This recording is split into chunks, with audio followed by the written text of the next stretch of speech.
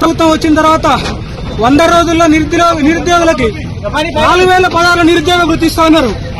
దేశాధినేత వచ్చి ప్రియాంక గాంధీ వచ్చి ఇక్కడ స్టేట్మెంట్ ఇచ్చేళ్ళింది, కానీ వాళ్ళు ఇక్కడ వెళ్ళలేదు.